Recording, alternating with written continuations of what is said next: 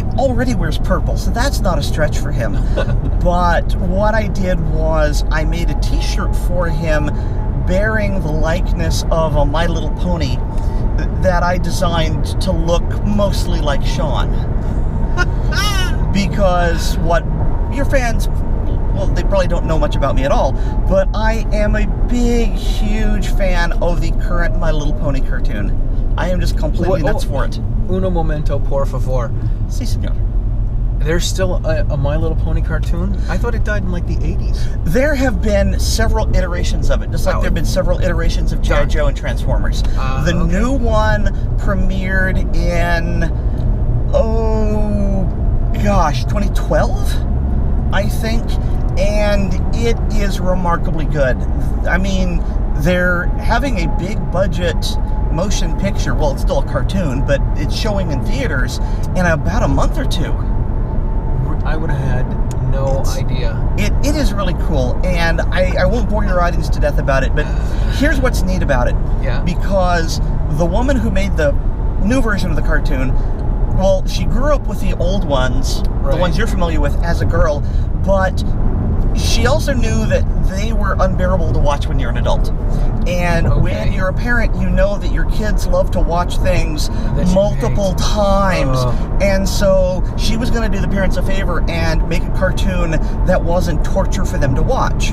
And then she thought, you know, there are a lot of stay-at-home dads these days, so let's not make it so girly that the dads can't relate.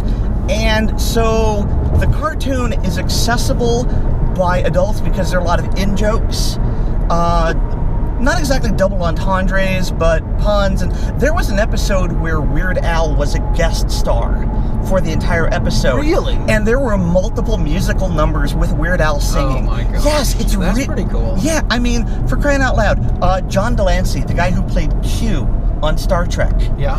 He started out as a villain on the show. Now he's a recurring character. He comes back at least once a season. Yeah, I know, it's insane. It's just, it is better than any cartoon created to hawk children's toys has a right to be.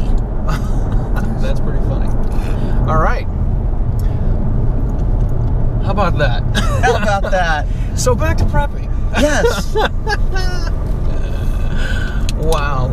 Okay, I had no idea that My Little Pony was still alive, and I guess it's alive and doing well, which is pretty cool. So the prepping stuff led to gun stuff. Which led to self-defense. Which led to self-defense, which only it's like a logical progression. Absolutely. Yeah. Cool.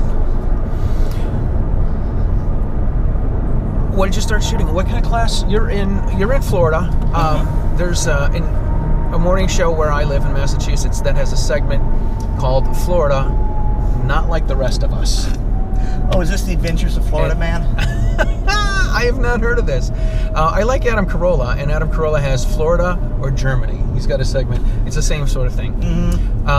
But the permit, people ask me, I teach the NRA basic home firearm safety class. I used to do the basic pistol class, but I don't do that anymore because Massachusetts went through a weird thing and they used to accept it and they don't, and it's ridiculous.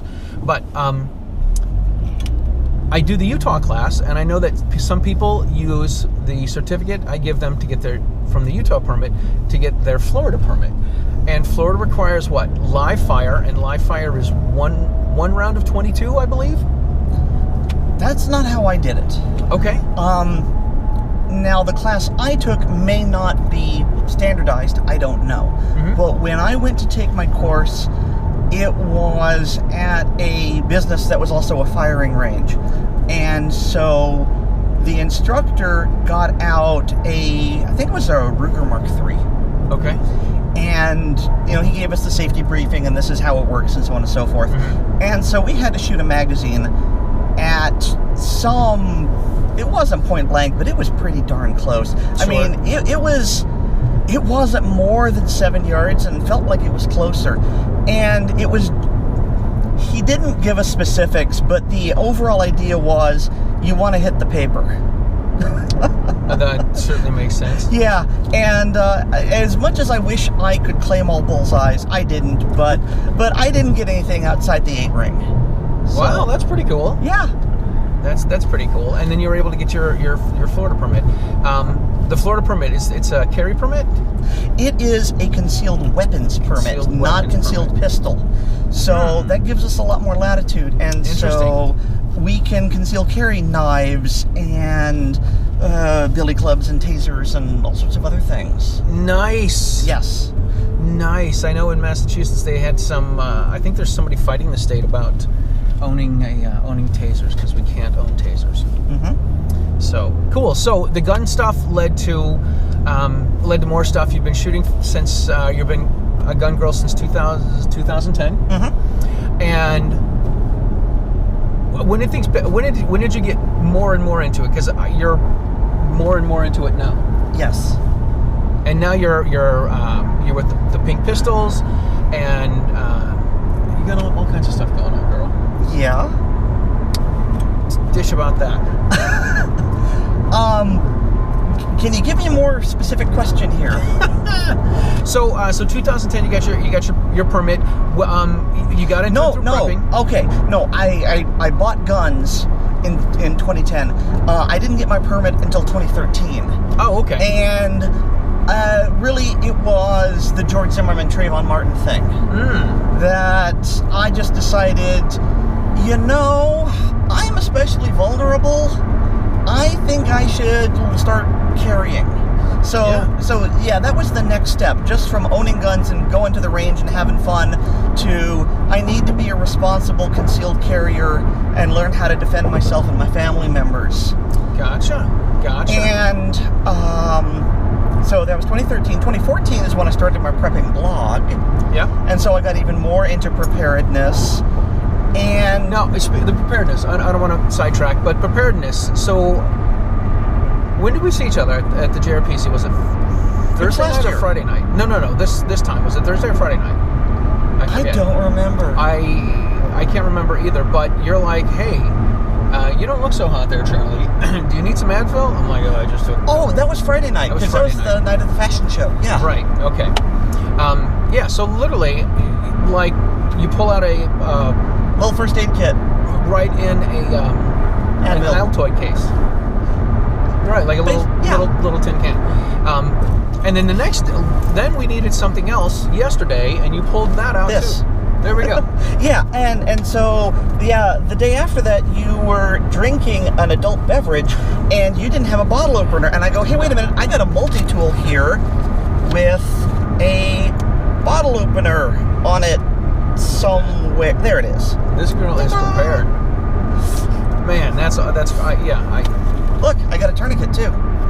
I know more people are starting to carry a little first aid kit, which is pretty wild, which makes me think I need to step up and maybe get a little first aid kit to carry, but also learn how to use it. Because so it's not just tying right back into the prepping. It's not just having the stuff; it's knowing how to prepare the foods.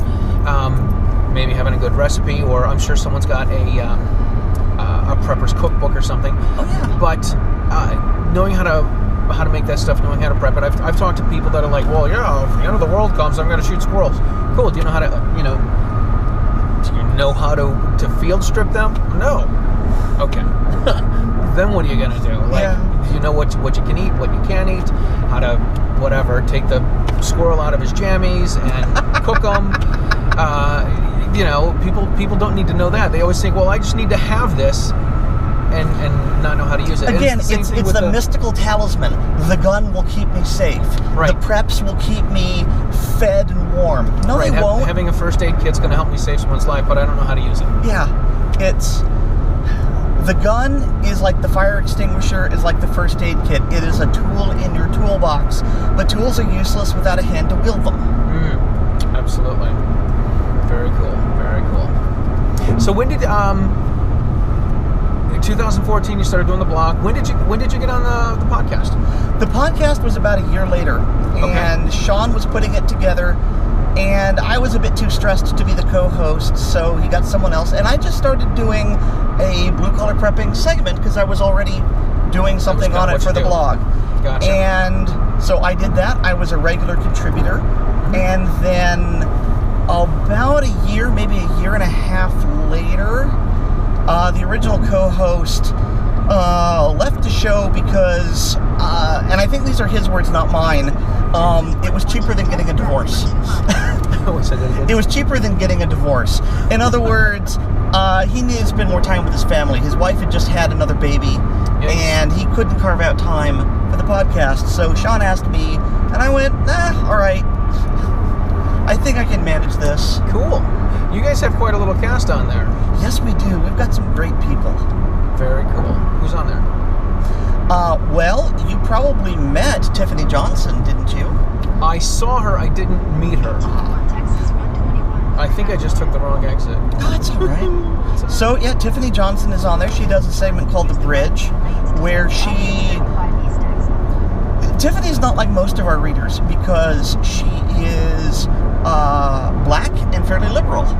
And so she brings an interesting perspective to things. Sure. And so when we had the problems in Ferguson and the bit about the kneeling because of the anthem, she brings a perspective that we haven't considered. But, she's a gun owner. So she's one of us. So it makes it difficult for people to just dismiss her out of hand.